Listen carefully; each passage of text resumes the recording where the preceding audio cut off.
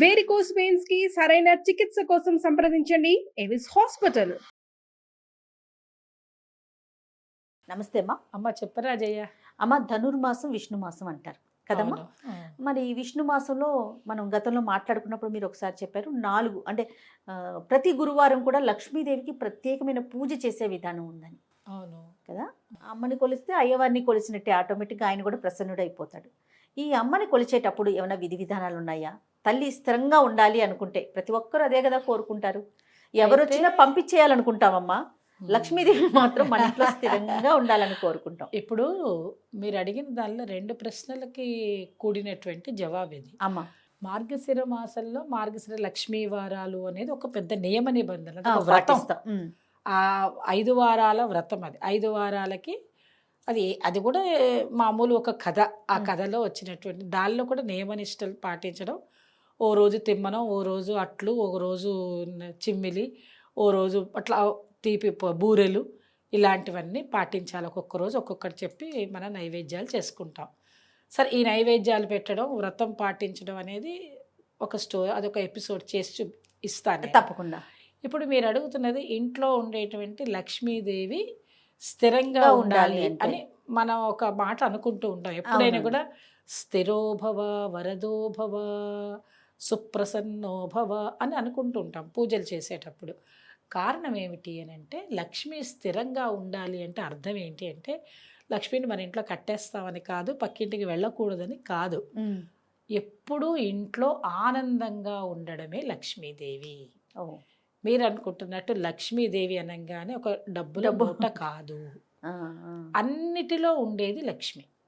అయితే ఈ లక్ష్మి ఎలా వస్తుంది, ఎలా ఉంటుంది, ఇంట్లో ఉన్నది అంటే అర్థం ఏంటి అని అంటే, ఇంటికి తీసుకొచ్చి తలుపేసేసేది కాదమ్మా. లక్ష్మీదేవి ఎప్పుడు కూడా ఇల్లు శుభ్రంగా ఉండాలి. ఇది ముఖ్యమైన నియమం. ఇల్లు శుభ్రంగా ఉండాలంటే చాలామంది ఇళ్లల్లో ఇబ్బందికర పరిస్థితి ఏంటంటే, ఎవ్వరూ పొద్దున్నే సూర్యోదయానికి నిద్ర లేచి తలుపులు తీయరు. అవును. తర్వాత ఇల్లు వాకిళ్ళు శుభ్రం చేసుకోరు. చక్కగా ఇల్లు చుమ్ముకోవడం, బట్టబెట్టి తుడుచుకోవడం, హాయిగా వాకిట్లో ముగ్గు వేసుకోవడం, ఇవన్నీ లక్ష్మీప్రదమైనటువంటివి. దీంతో పాటు సూర్యోదయానికంటే ముందే గృహిణి, ఇంట్లో ఉండేటువంటి స్త్రీ చక్కగా స్నానం చేసి శుభ్రమైన వస్త్రధారణ కట్టుకుని ఆవిడ ఇంట్లో పని చేసుకోవాలి. ఇవన్నీ లక్ష్మీప్రదమే. ఇక వంటింట్లోకి వెళ్తే వంటిల్లు శుభ్రంగా ఉండాలి, అన్నిటికంటే ముఖ్యమైనది. ఇది నేను ఎన్నోసార్లు చెప్పాను, ఇప్పటికి కూడా జనాలు పాటిస్తున్నారు. లక్ష్మీదేవి ఉండాలి ఇంట్లో అంటే సింక్ కరెక్ట్గా ఉండాలి. అమ్మవారు అందరూ అనుకుంటారు, మీకు తెలియదు, మహారాష్ట్రలో మీకు గమనించారో లేదో, మీకు మహారాష్ట్ర విషయం తెలిస్తే దీపావళి నెల రోజులు మనం వాకిట్లో చక్కగా దీపం ఎలా పెడతామో, వాళ్ళు దీపావళి ముందు వచ్చే మన యమదీపం పెట్టే ముందు వాళ్ళు సండాల్స్లో దీపం పెడతారంటే టాయిలెట్స్లో దీపం పెడతారు తప్పనిసరిగా. లక్ష్మీదేవి అక్కడ ఉంటుంది అని వాళ్ళకు ఒక ప్రతీక. అయితే ఎందుకు అని నేను దాని గురించి తరచి ఆలోచించాను. చాలా కరెక్ట్ అనిపించింది. అంటే మనిషి ఆరోగ్యంగా ఉండాలి అని అంటే పొద్దున్నే మనం కనుక అది చూడగలిగితేనే మన ఆరోగ్యవంతులం. ఎంత లాజిక్ అమ్మా కదా. బాగుంది. అందువల్ల అది శుభ్రంగా ఉంచుకోవాలి, టాయిలెట్స్ నీట్గా ఉంచుకోవాలి. అందువల్ల వాళ్ళు ఏంటంటే వాళ్ళు అక్కడ శుభ్రంగా దీపం పెడతారు, దండం పెట్టుకుంటారు. దీపం పెట్టాలంటే ఎంత శుభ్రంగా ఉంచాలి? అది దీపం పెట్టమంటే ఎక్కడంటే అక్కడ పెట్టలేవు కదా, పెట్టలేవు కూడా. అయితే అది శుభ్రంగా ఉన్నది అని అంటే అక్కడ వెళ్ళి ఓం అని గణపతి పూజ చేస్తావా వచ్చేస్తావా అని అక్కర్లేని వితండ వాదనలు వాదించే వాళ్ళకి చెప్పటంలా నేను చెప్పేది ఏమిటి అని అంటే, చక్కగా దాన్ని శుభ్రంగా ఉంచుకోవాలన్న విషయం చెప్పడానికి నేను ఈ దీపం అనే మాట చెప్పింది అమ్మ.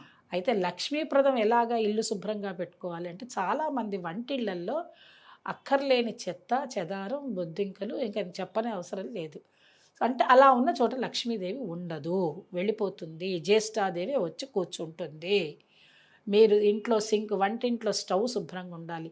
స్టవ్ మీద చాలామంది చూస్తాను మంచిగా పాటించే వాళ్ళు ఆ స్టవ్ గట్టు మీద ముగ్గు కూడా వేసుకుంటారు, కళకళలాడుతూ ఉంటుంది. పొద్దున్నే వచ్చి మనం బట్టలు స్నానం చేయకుండా బెడ్రూమ్లో నుంచి డైరెక్ట్గా వచ్చి స్టవ్ ముట్టుకోకూడదు. అగ్నిదేవుడు, మీరు అగ్నిని పూజ చేయకుండా ఆయన చేసే పనులన్నింటి ఎంత శుభ్రంగా ఆయన మనకి ఇస్తున్నాడు. అలాంటప్పుడు ఆయన దండం పెట్టుకోవాలంటే స్నానం చేసి వచ్చి ముట్టుకొని టీ పెట్టుకో, వద్దని నేను అన్నాను. హాయిగా చక్కగా అందరు ఏమంటారు, మేము ఇల్లు చిమ్ముకోవాలి కాబట్టి స్నానం చేయం. ఇల్లు చిమ్మడానికి స్నానం చేయడానికి సంబంధం లేదు. ఇల్లు చిమ్మడం కూడా స్నానం చేసే చేసుకోవాలి. అప్పుడే లక్ష్మీదేవి మీ ఇంట్లో నిలబడుతుంది. చూడండి, మీరు ఎన్ని గమనించుకోండి. ఎప్పుడైతే మీరు శుభ్రంగా ఉండడం ఇవన్నీ అలవాటు చేసుకుంటారో ఆ ఇళ్ళు ఎప్పుడు ఆనందంగా ఉంటాయి. పిల్లలకి శుభ్రంగా తయారు చేసి పిల్లలకి స్నానాలు చేయకుండా స్కూళ్ళకి పంపడం, లక్ష్మీదేవి నిలబడదు. ఎంత చంటి బిడ్డలైనా మీరు ఒక చెంబు బాత్రూంలో బ్రష్ చేస్తారా? బ్రష్ చేస్తే వాళ్ళు 1 or 2 పోవాలా? పోయింది కానీ ఒక చెంబు నీళ్లు పోసేసి గబగబా తుడిచేసి ఆ స్కూల్ డ్రెస్ వేసేసి షూ సాక్స్ వేసి పంపించండి, వద్దంటలేదు. పొద్దున్నే మేము స్నానం చేయకుండా పంపించి కొత్త పద్ధతులు ఏంటంటే సాయంత్రం 4ంటికి స్నానాలు వస్తున్నారు. మీ ఇంట్లో మీ లక్ష్మీదేవి ఉండదు. మీరు ఏమన్నా మీద కోపం వచ్చితే ఆపేస్తారు అంతే కదా, టీవీని అంతే, ఛానల్ తిప్పేస్తారేమో, ఓకే. కానీ ఉన్న మాట కరెక్ట్గా చెప్పాలి. లక్ష్మీ నివాస స్థానము శుభ్రము, లేకపోతే మీకు అమ్మవారు వచ్చి మీ ఇంట్లో కూర్చోదు. మీరు శుభ్రంగా ఎలా ఉంటారో అలాగే ఇల్లు కూడా పరిసరాలన్నీ శుభ్రంగా ఉంచుకోవాలి. అయితే బెడ్రూమ్, పిల్లలు చదువుకునే చోట పుస్తకాలు పిల్లలకి నేర్పండి. చదువుకోగానే పుస్తకాలు జాగ్రత్తగా ఒక పక్కన పెట్టుకోండి, టేబుల్ తుడుచుకోండి, దుమ్ము ధూళి ఉండకూడదు. సరస్వతీదేవి అక్కడ కూర్చుంటుంది, అలా నేర్పండి పిల్లలకి. అప్పుడు మీకు తెలిస్తే మీ పిల్లలకి నేర్పిస్తాం. అందుకని ఏమవుతుంది, బెడ్రూమ్లో చదువుకోకుండా పడుకునే చోట దుప్పటి వదిలిచ్చేసేయడం, చక్కగా వేసుకోవడం. దుప్పట్లు ఉతకాలండి. ఒక్కొక్క ఇళ్లల్లో మనం చూడలేకపోతున్నాం. బెడ్షీట్స్, పిల్లో కవర్సు, ఇవన్నీ కూడా మీరు శుభ్రంగా పెట్టుకోవాలి. ఏమవుతుందండి, ఒక 5 కొనుక్కోండి. చీరలు 10 కొనుక్కునే చోట 5 ఇవి కొని పెట్టుకోండి, వారం రోజులకు సరిపడా. మిషన్సే కదా ఉతికేది ఈ రోజుల్లో. అవునవును, తీసుకెళ్ళి దానిలో వారేసి రాత్రి పెడేసి పడుకోండి, పొద్దున్నకి అన్నీ వచ్చేస్తా బయటికి హాయిగా విదిలిచ్చి ఆరేసుకోండి, అయిపోయాయి. ఇంకట బట్టలు ఉతుకుతాయట, బట్టలు పాడైపోతాయట, ఇదొకటి విషయం. విడిచిన బట్ట కట్టుకోకూడదు జయ, లక్ష్మీదేవి ఉండదు. మీరు బయటికి వెళ్ళే వస్త్రాలైనా సరే, నేను ఒకటే చెప్తాను, బయటికి వెళ్ళి ఎంత పట్టు చీర అయినా సరే, మీరు పట్టు చీర 4 సార్లు కట్టుకోదలుచుకుంటే సూర్య భగవానుడి వైపుకి చూపించి శుభ్రంగా దులిపేసి ఎండలో ఆరేసి ఒక రోజంతా పెట్టి అప్పుడు తీసుకొచ్చి హ్యాంగర్కి వేసి బయట పెట్టుకోండి. తర్వాత ఒక 10 సార్లు కట్టుకున్నాక డ్రై వాష్కి ఇచ్చుకోండి కావాలంటే. అలా ఒక వేరే అలమర పెట్టుకోండి. లక్ష్మీదేవి ఉండాలంటే ఇవన్నీ చెయ్యాలి. అంటే ఎలా, ఎప్పుడు దీన్ని బట్టి నీకేమర్థమైంది? శుభ్రంగా ఉంటే అంత శుభ్రంగా ఉండడానికి అంత కష్టపడాలి నువ్వు. అప్పుడే లక్ష్మీదేవి నీ ఇంట్లో ఉండి రూపాయి ఖర్చు కాదు. మరి దీని అన్నిటికీ కారణం ఏంటి? శుభ్రంగా ఉంటే అనారోగ్యం రాదు, డబ్బు పోదు. అంతే. బట్టలు శుభ్రంగా ఉంచుకోవాలి. బట్టల వల్లనే కదా కరోనా అప్పుడు మనం ఏం చేసాం, అన్ని ఇక్కడ బయట వస్తువులు లోపల తెచ్చాము అమ్మలు. అసలు మన ఇద్దరు ఎన్ని చేసాం వీడియోలు. పంచదార కూడా కడిగేసిన వాళ్ళు చూసాం. కరెక్టే, నిజం. పాపం వాళ్ళకి ఆ బాధ, భయము. కాబట్టి అలాగా మనం అనుకుని ఎలా పడితే లోపలికి ఎలా రాలేదో అవన్నీ మనకి నేర్పించిన కరోనా దేవత అవతార మూర్తి అది. అవన్నీ నేర్పించింది. అవి మనం పాటిస్తే ఎప్పటికీ బాగుంటుంది. లక్ష్మీప్రదమైనటువంటివి. స్త్రీమూర్తి చక్కగా గాజులు వేసుకోవడం, బొట్టు పెట్టుకోవడం. పెళ్ళైన స్త్రీ అయితే కనుక మంగళసూత్రం, వీలైతే ఒక చిన్న నల్లపూస, పైకి వేసుకోలేకపోయిన లోపలన్నా నల్లపూస ఒకటి వేసుకోవడం, దిష్టి తగలకుండా ఉంటుంది. హాయిగా మంచి వస్త్రాలు వేసుకోవడం. రోజు పట్టు చీరలు కట్టుకుని తిరగమని నేను చెప్పను. ఉన్నదానిలో శుభ్రమైన వస్త్రం. చిరిగిపోయిన వస్త్రాలు వేసుకోకూడదు. రాహు వచ్చి మీ మీద కూర్చుంటాడు. విడిచిన బట్టల్లో రాహు ఉంటుంది అంటే అర్థం ఏంటి? మీరు విడిచిన బట్టల్లో బ్యాక్టీరియా మిమ్మల్నే పట్టుకుంటుంది. కాబట్టి అన్నీ శుభ్రంగా వేసుకునే అవకాశం తెచ్చుకుంటే మీ ఇంట్లో లక్ష్మీదేవి ఎక్కడికి పోదు. ఇవన్నీ శుభ సంకేతాలు. లక్ష్మీదేవి మీ ఇంట్లో వచ్చి ఉండాలి అంటే ఇప్పుడు మేము చెప్పిన విషయాలన్నీ పాటించుకున్నారనుకోండి, 4 రోజులు చేసి చూడండి జయ, మార్పు మనమే గమనించవచ్చు. మీకే వచ్చేస్తుంది. మార్పు అంటే డబ్బులు వచ్చేస్తాయని కాదు, ఆరోగ్యంగా ఉంటారు. డాక్టర్కి ఫీజు ఇచ్చే పని తప్పుతుంది, డబ్బు మిగిలితే అర్థం ఏంటి? అంతే కదా అమ్మ. మానసిక ప్రశాంతతకి మించినది ఏది లేదు. బాగా చెప్పావు. రెండవది, నీకు పొదుపు చేయడం వల్ల, పొదుపులో లక్ష్మీదేవి ఉంటుంది. నువ్వు రోజు ఏం చేయాలి? పొద్దున్నే నిద్ర లేవంగానే నీకు దగ్గర 5 రూపాయలు ఉన్నది, ఇవాళ 5 రూపాయలు నువ్వు ఖర్చు పెట్టినా అంటే కనీసం ₹1 ఓ డబ్బాలో వేసేసేయండి దేవుడి దగ్గర. మేము చిన్నప్పుడు ఇలాగే చేసుకునేవాళ్ళం. దేవుడి దగ్గర డబ్బా పెట్టి రోజు ₹1 దల్ల వేయాలి. ఇప్పటికీ ఊళ్ళల్లో వాళ్ళు తిరుమల కొండకి వెళ్ళాలి అనుకుంటే ఇళ్లల్లో డబ్బు దాచిపెట్టు, ప్రతి వాళ్ళు వాళ్ళ ఇంట్లో ఉండి అందరూ కూడా అందరి పేర్లు పెట్టుకుని అందులో రూపాయలు వేసి దాచిపెట్టుకుంటారు. అప్పుడు ఏమవుతుంది, ఆ డబ్బులతోటి తిరుపతికి వెళ్ళే వాళ్ళు కూడా ఆ ఉన్నారు. రోజుల్లో అంటే మీకేంటి, పొదుపుతో పాటు భగవంతుడు అనే ఆరాధన స్వరూపం మీకు అక్కడికి ఏర్పడుతుంది.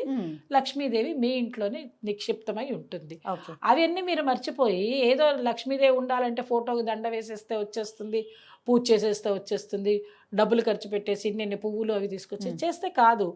చేసేటప్పుడు ఇవన్నీ కూడా చేయండి.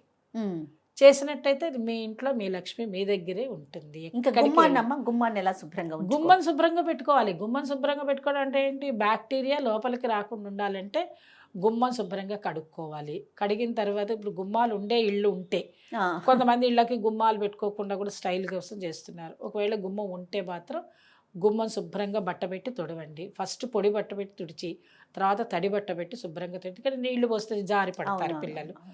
తర్వాత పసుపు రాసి బొట్టు పెట్టి మనం ఫస్ట్ దాని గుమ్మానికి దండం పెట్టుకోవాలి.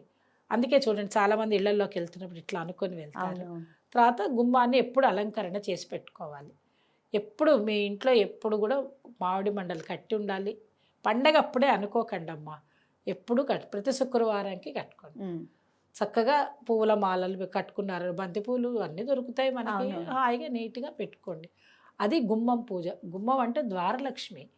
అంటే మనకి ఎప్పుడు కూడా దాటి గడప దాటి అంటామే, దానికి ఒక పెద్ద కథ. గడప దాటి వెళ్ళడం అంటే అర్థం ఏంటి, దానికి నెగిటివ్ ఫీలింగ్స్ వేరే, పాజిటివ్ ఫీలింగ్స్ వేరే. ఆడపిల్ల గడప దాటి వెళ్ళకూడదు అని అంటే అర్థం ఏంటి, గడప అనేది మనకి సరిహద్దు, మనకి హద్దు లాంటిది. అవునమ్మా. కాబట్టి ఏంటి, జ్యేష్ఠాదేవి లోపలికి రాకుండా ఆపగలిగేది. శుభ్రం చేస్తే రాదమ్మో జ్యేష్ఠాదేవి, అమ్మో వీళ్ళు చాలా శుభ్రంగా ఉన్నారు, రానివ్వట్లేదు అనుకుంటారు. వాకిళ్లలో ముగ్గులు ఉన్నాయి, శుభ్రం చేసుకున్నారు, చెత్త లేదు, చెదారం లేదు. అదే ఇంటి ముందు కూర్చొని కొంతమందికి అలవాటు, అక్కడ కూర్చొని టిఫిన్లు తినడం, ఎంగిళ్ళు పెట్టడం, చెప్పులు గుమ్మాల ముందే పెట్టడం, దుమ్ము దులుపుకోకపోవడం, ఇంటి ముందు ఎట్లా పడితే అట్లా. అలా కాకుండా శుభ్రంగా పెట్టుకున్న చోట లక్ష్మీదేవి ఎప్పటికీ స్థిరంగా ఉంటుంది.